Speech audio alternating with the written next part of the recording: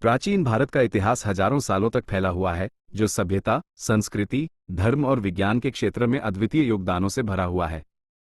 यह एक ऐसी कहानी है जो सिंधु घाटी की उन्नत सभ्यता से शुरू होकर मौर्य और गुप्त साम्राज्यों के स्वर्ण युग तक फैली हुई है। प्रमुख कालखंड। प्रागैतिहासिक काल।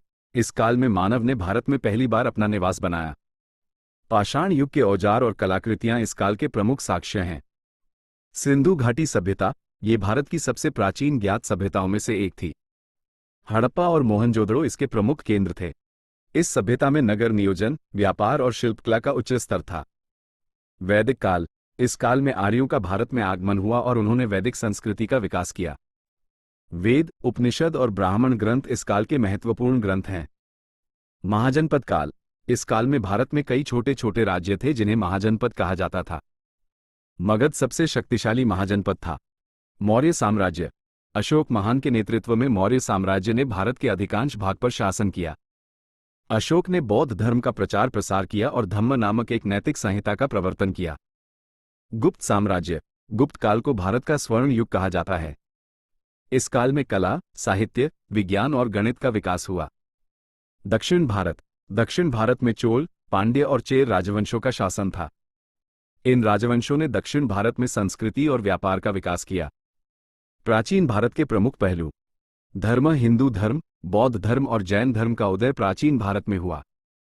दर्शन, वेदांत, योग और न्याय जैसे दर्शन शास्त्रों का विकास हुआ। कला और वास्तुकला। प्राचीन भारत में अद्भुत मंदिर, स्तूप और मूर्तियां बनाई गईं। विज्ञान और गणित। प्राचीन भारतीयों ने गणित, खगोल विज्ञान और चिकित्सा के क्षेत्र में महत्वपूर्ण योगदान दिया। समाज। प्राचीन भारत का समाज वर्ण व्यवस्था पर आधारित था। प्राचीन भारत के स्रोत। वेद, प्राचीनतम धार्मिक ग्रंथ। उपनिषद, दर्शन शास्त्र से संबंधित ग्रंथ। पुराण, पौराणिक कथाओं का संग्रह। अभिलेख, शासकों द्वारा जारी किए गए लेख। विदेशी यात्रियों के वृतांत, मेगस्थनीज, फाहियान, हवेनसांग आदि।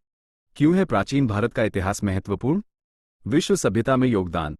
प्राचीन भारत ने विश्व सभ्यता को कई महत्वपूर्ण चीजें दी। भारतीय संस्कृति की जड़ें। भारतीय संस्कृति की जड़ें प्राचीन भारत में ही हैं। आधुनिक भारत का आधार। आधुनिक भारत की नींव प्राचीन भारत में ही पड़ी थी। सिंधु घाटी सभ्यता, एक सुनियोजित शहर की कहानी। कल्पना कीजिए, हजारों साल पहले सिंधु नदी के किनारे एक ऐसी सभ्यता फल फूल रही थी जो अपने समय से बहुत आगे थी।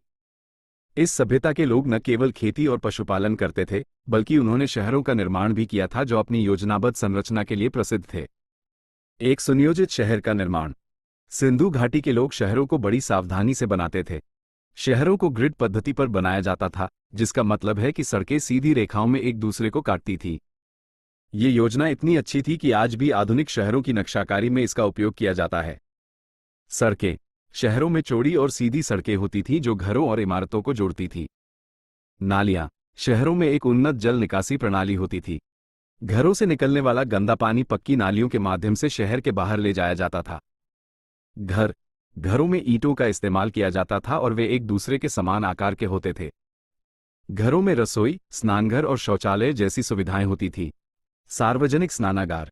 शहरों में बड़े सार्वजनिक स्नानागार होते थे जहां लोग नहाने और साफ सफाई करने जाते थे।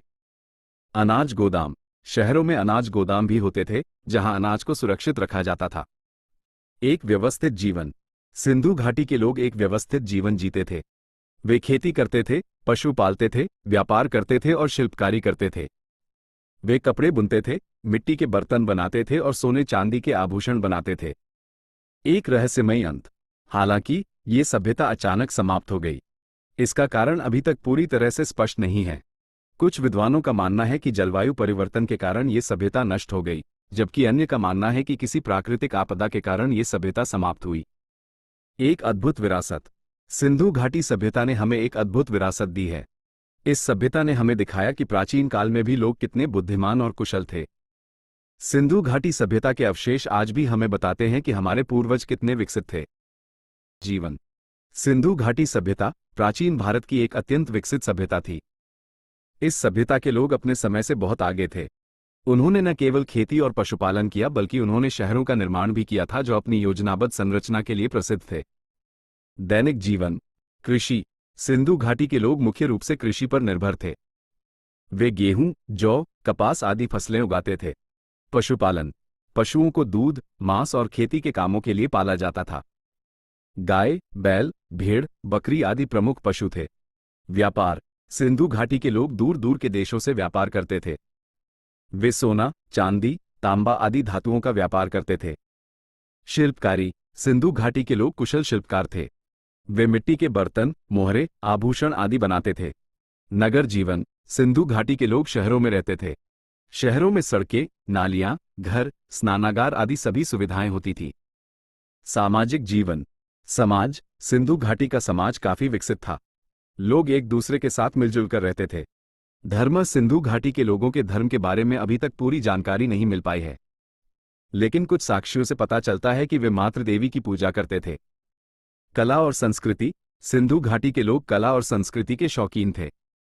उन्होंने कई तरह की मूर्तियां और मोहरें बनाई। आर्थिक जीवन। कृषि। कृषि सिंधु घाटी की अर्थव्यवस्था का मुख्य आधार था। व्यापार। व्यापार भी सिंधु घाटी की अर्थव्यवस्था का एक महत्वपूर्ण हिस्सा था। शिल्पकारी। शिल्पकारी से भी लोगों को आय होती थी। सिंधु घाटी सभ्यता के लोगों के बारे में कुछ रोचक तथ्य। सिंधु घाटी के लोग कपास की खेती करते थे और कपड़े बुनते थे। सिंधु घाटी के लोग शौचालयों का उपयोग करते थे।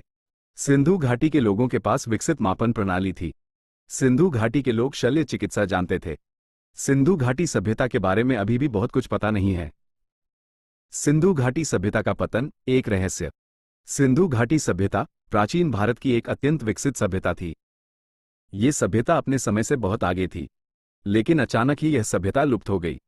इसका कारण अभी तक पूरी तरह से स्पष्ट नहीं हुआ है। सिंधु घाटी सभ्यता के पतन के संभावित कारण। जलवायु परिवर्तन। कुछ विद्वानों का मानना है कि जलवायु परिवर्तन के कारण सिंधु घाटी सभ्यता का पतन हुआ। हो सकता है कि उस समय सिंधु नदी में पानी की मात्रा कम हो गई हो या फिर बारिश कम होने लगी हो। प्राकृतिक आपदाएं। कुछ विद्वानों का मानना है कि भूकंप, बाढ़ या सूखे जैसी प्राकृतिक आपदाओं के कारण सिंधु घाटी सभ्यता का पतन हुआ हो। आर्यों का आक्रमण। कुछ विद्वानों का मानना है कि आर्यों के आक्रमण के कारण सिंधु घाटी सभ्यता का पतन हुआ। सामाजिक और आर्थिक कारण। कुछ विद्वानों का मानना है कि सामाजिक और आर्थिक कारणों से सिंधु घाटी सभ्यता का पतन हुआ, जैसे कि व्यापार में गिरावट, अकाल या फिर सामाजिक असमानता। पानी का संकट।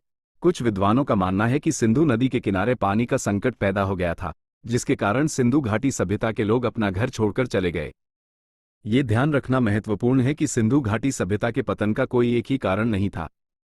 हो सकता है कि इन सभी कारणों ने मिलकर सिंधु घाटी सभ्यता के पतन में योगदान दिया हो। सिंधु घाटी सभ्यता के पतन के बारे में अभी भी बहुत कुछ पता नहीं है। नए नए साक्ष्यों के मिलने के साथ ही इस रहस्य का खुलासा होता रहेगा।